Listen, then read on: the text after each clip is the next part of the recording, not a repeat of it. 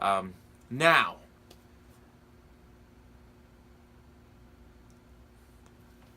so for most people, the main concern is going to be childbearing, childbirth, pregnancy, those sorts of things. If that's not a concern to you, it probably doesn't matter whether or not you're getting your period, right? Obviously, we see that a lot of women choose to use birth control and other means of hormonal influence, stuff like that, so that they don't have to deal with this, right?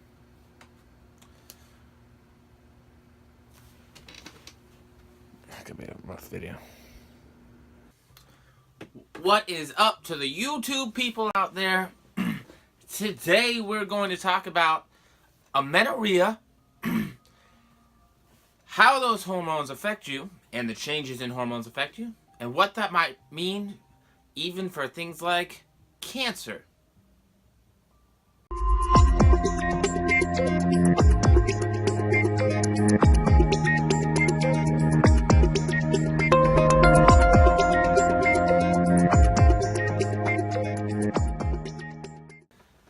Now, before we get started, I know you're loving the shirt, that Rocco's Modern Life. If you don't get the reference to it, this is Brandon Stark and Hodor. That's right, I ain't cool. Not going to spoil the newest Game of Thrones if you still ain't seen it yet, but I'm telling you, you need to go see it before it gets spoiled, because it was a good one. But enough about Game of Thrones and my shirt. What do we come here to talk about? We came here to talk about the facts. Period. Haha, get it? Now, people are going to have a lot of mixed feelings and perceptions of something like amenorrhea. Amenorrhea just means the loss of your period. And it can be caused by a couple of different things. Very low body fat percentages can cause women to lose their periods. Obviously, there are birth controls that women will not menstruate on. You can also see that women who do a lot of exercising, excessive amounts of exercise, can lose their periods as well. This is true for a lot of runners, people that competitively run, so on and so forth. And so we know that being out of this sort of normal hormonal regulation is really associated with a lot of bad things more often than not. But because I want to be a positive kind of guy, today I'm going to start off with the one thing that I think is the biggest possible positive when it comes to not having your period. And let me preface this by saying I do not feel that it necessarily outweighs the rest of the literature or the rest of the argument for why being in a healthy, normal place is good. But I'm going to give it to you anyways. Now, the studies have found, and these are epidemiological studies, and they have shown that women who hit puberty earlier, so they begin menstruating earlier, or they stop menstruating later, have a higher risk for certain cancers. Now, that is supposedly linked to estrogen as being carcinogenic or having carcinogenic properties, and just sort of increasing your cancer risk. So, maybe it's not all bad. Maybe when we lose that period, we actually have that lower risk for certain cancers, and that could be a good thing. But, is it worth the overall changes that you're going to have hormonally on a regular basis? And what are those changes going to mean?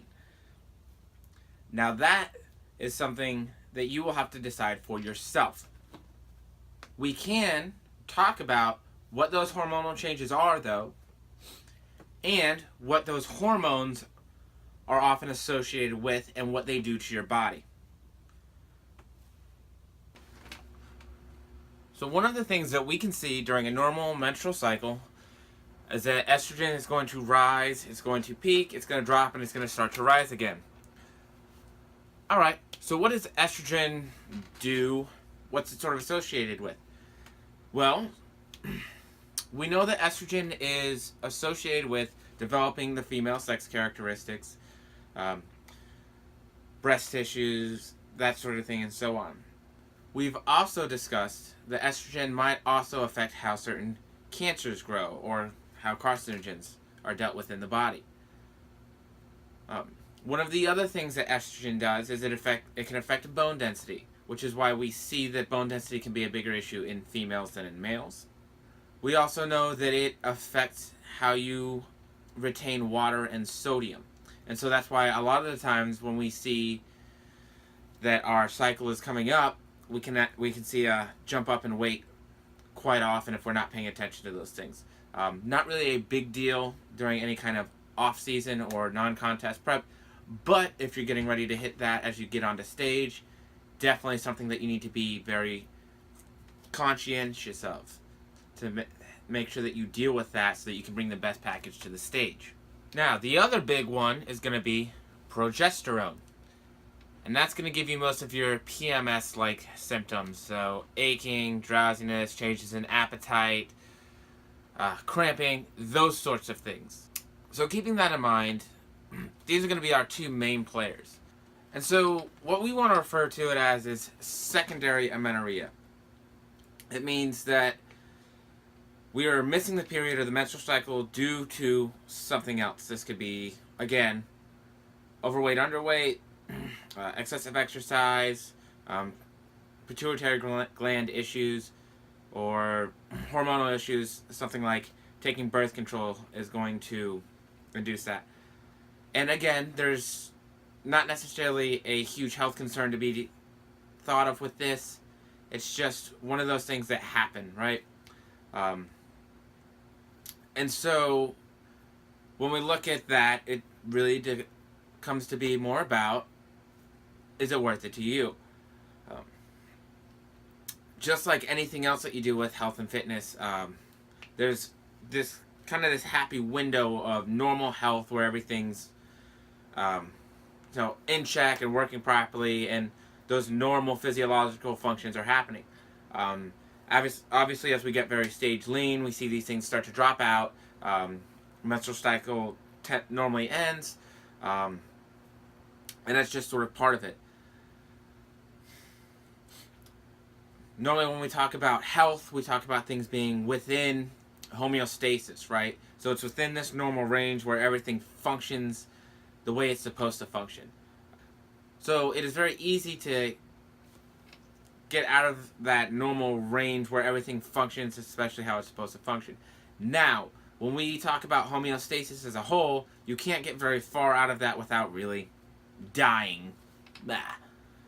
This is kind of one of those things where there's a little bit of wiggle room, and maybe talk to your doctor about what your best options are in terms of the way that you want to go about dealing with your own menstrual cycle and how that affects your life.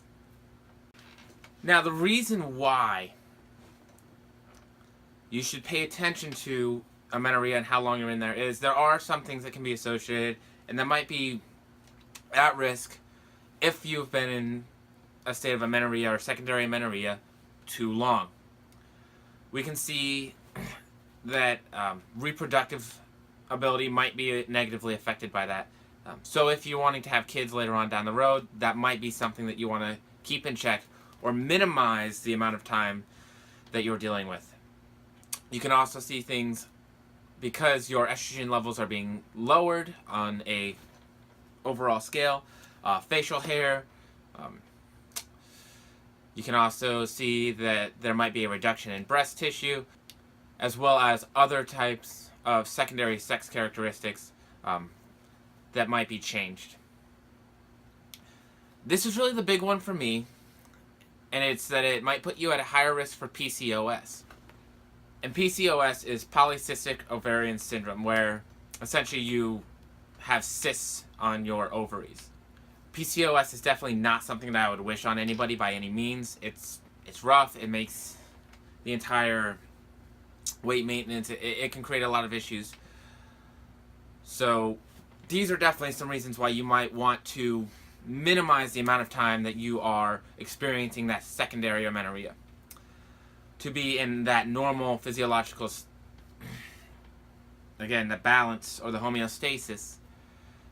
So a lot of times we tend not to think about the long terms. This is a time where it might be beneficial to keep those things in mind, especially if you do want to have a family one day.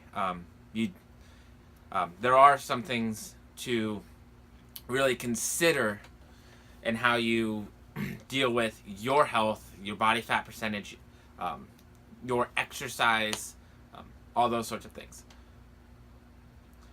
Now, I know that I am a guy, and that might be a little bit difficult to hear from me, but do the research on your own, check into it, look into it, talk to your doctor, and make an informed decision on what it is that you feel is best for you and your long-term health, and what you want out of life as a whole. Anyways, that's it for today. Stephen Bogran here, Pro Physique,